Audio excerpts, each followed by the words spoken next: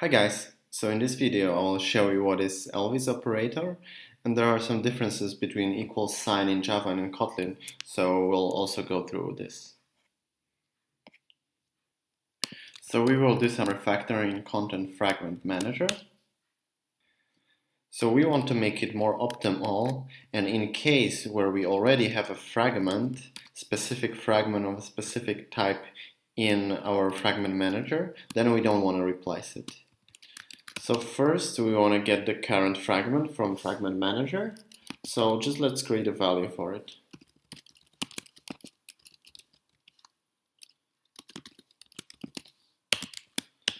So we'll do it by getter.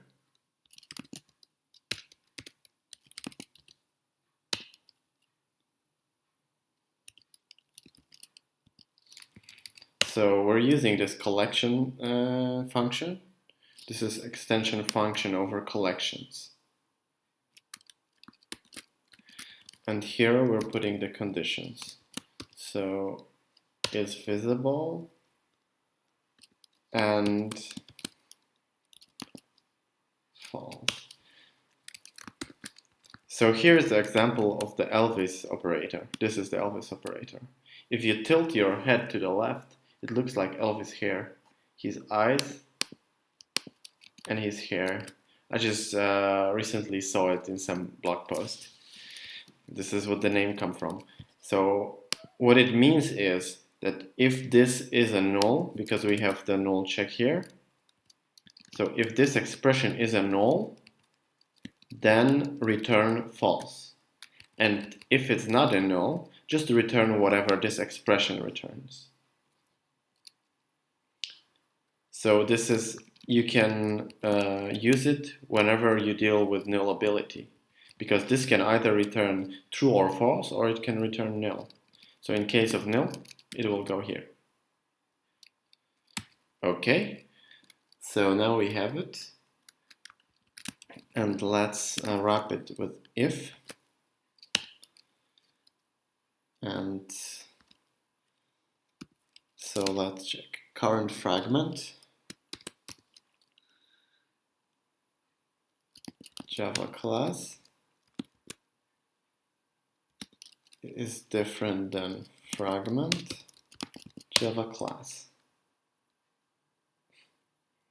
So even we don't have equality, it's like not equals.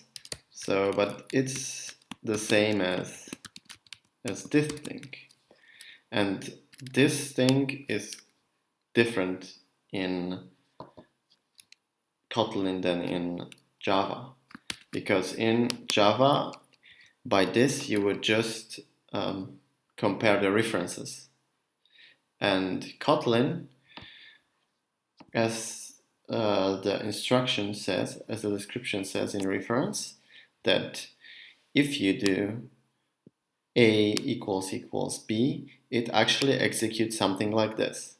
So this is actually executing the equals function. And if you want to do a normal reference comparison, you have to put 3 equals.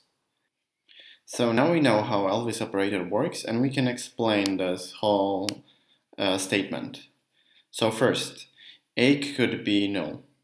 That's why we have this. So if this is null, then just compare if B is null, because then A and B is null, and this is true because they are equal, they are both nulls. And if it's not null, just invoke equal method on the A with B as an argument.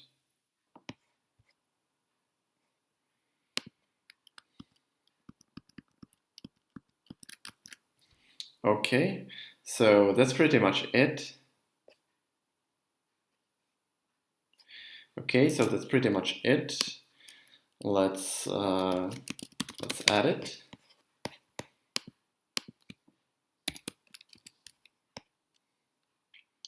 Okay, there's small changes.